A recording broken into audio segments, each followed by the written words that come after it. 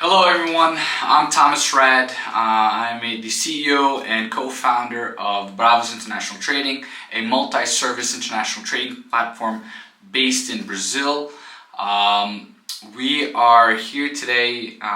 Told you guys that in my latest LinkedIn post that I wanted to share more content with you guys visually through video about the commodity trading market. So this is a test over here that I'm recording right now.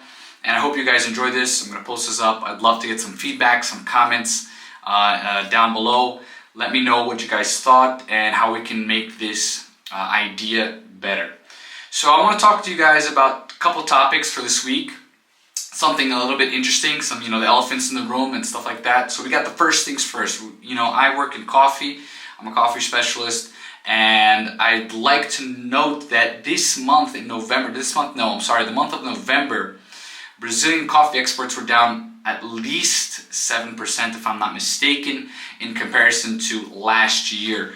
The numbers of Secafé from November 2020 was over 4 million bags exported.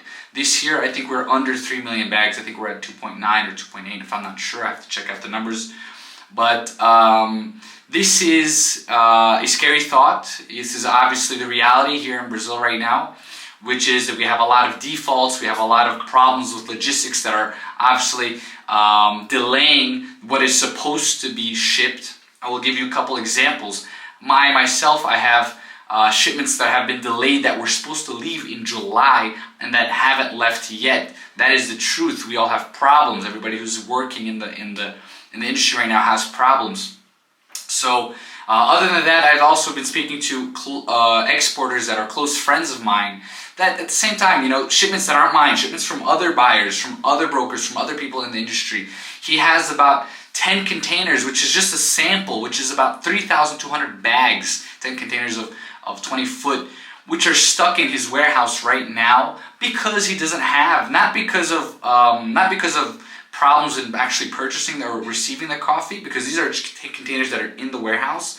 But now this is a problem of logistics that since October or since the end of September, he had some coffee ready and he could not get it out until now because of the problems with the containers out here in Brazil. So this is something that we're going to be seeing also going into December, which should be much less because December is obviously a month of the festivities, holidays, vacations. Things are slowing down here in Brazil as a whole.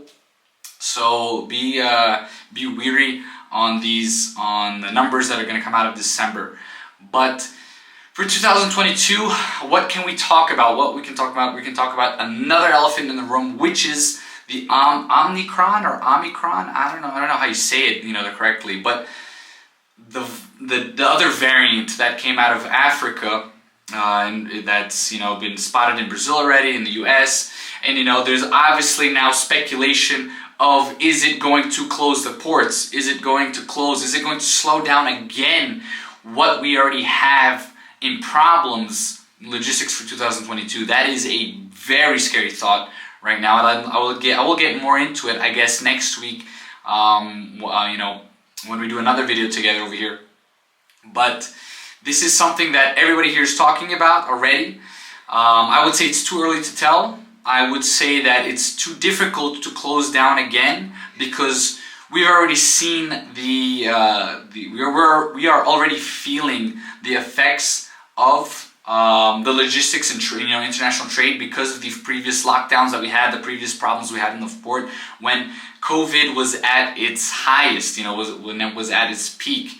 So I think we're too early to talk about it, but I do not expect anything to close because we're just in a dire situation and we don't want to get in a worse situation. We're talking about, I am speaking for myself. I'm speaking for myself and as an opinion, when we're talking about soft commodity exports in Brazil. Now, if anybody has any input on that, please do not be afraid to share that. If you have any discussions, any arguments, any comments, any helpful feedback, I'd love to hear it down below. Now, going into the next subject over here, something that I saw this week that is very interesting out of Brazil. We have MRS, which is a big railway company in Brazil, They mainly work on, you know, Sao Paulo, Minas Gerais, a little bit of Goiás region. Apparently, they have filed to construct new railroads in some strategic areas in Brazil. One from going from Minas Gerais to Sao Paulo, and the rest of the railroads are in Minas Gerais, but in strategic locations to deal with grains, iron ore, and coffee. So those are the three main things that they want to construct the railroads for. And I found it interesting because I did do some research on the locations of these rails that they want to build, and I thought it was kind of weird, because I'm going to give you an example of a simple one for coffee that they want to do. I think it's 300 kilometers, something like that, or 140 kilometers, which is from Varginha, which is this, you know, commercialization center of Brazil of coffee trade, and to Andrelândia. Andrelândia is going eastern, going across the state eastward, and it's close to Itutinga. You know, Andrelândia, there's nothing over there really, but Itutinga is where MRS has a, if I'm not mistaken, a deposit, which is pretty close. It's not that close, but it's close. I kind of found it weird why they wanted to put it to Andrelândia and not directly to Itutinga, so that from Itutinga it can go down to the port. But that is a conversation that we can have, you know, some other time. But be aware of that. That's going to happen. And there's some other, you know, railroads for iron ore that's going from Ouro Preto closer to Belo Horizonte, you know, in these areas over there. But it's good to research and let's see what happens over there. Now, last thing that I wanted to mention is that this was a gossip, I think last week, 2 weeks ago.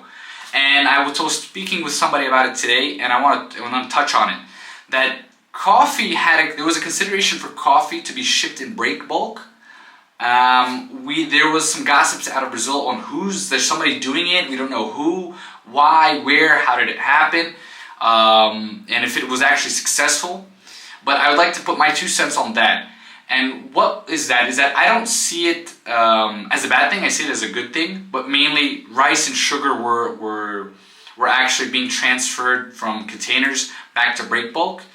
But coffee doesn't usually do that. The coffee, why? Because of the quality. They don't want to compromise the quality. So let's say if you want to do a break bulk of coffee to the United States or Europe, which I think would be very tough, because I think you would definitely compromise quality. You know, if you're working with fine cups and good cups. But if you're working with grinders and Rio Minas, you know, maybe to the Middle East or to Colombia or something like that, I think it's fine. I think it makes sense to try to make it simpler, to try to, you know, make it easier and actually, you know, get those shipments out so we can get, you know, the trade flow back to normal. And then after maybe next year, when things are normalized for container shipping, we can go back. So if anybody has any information on that, also do comment below, because I'm going to find that out here in Brazil, and I definitely would love to share that with you guys later. So guys, there's a couple minutes over here, 8 minutes. I'm not going to edit this. I'm going to post it as it is. I hope you guys enjoyed it. These couple of minutes that I'm talking to you guys. And like I said, any feedback, love to hear it, and hope to see you guys soon. And thank you very much all in advance. Take care.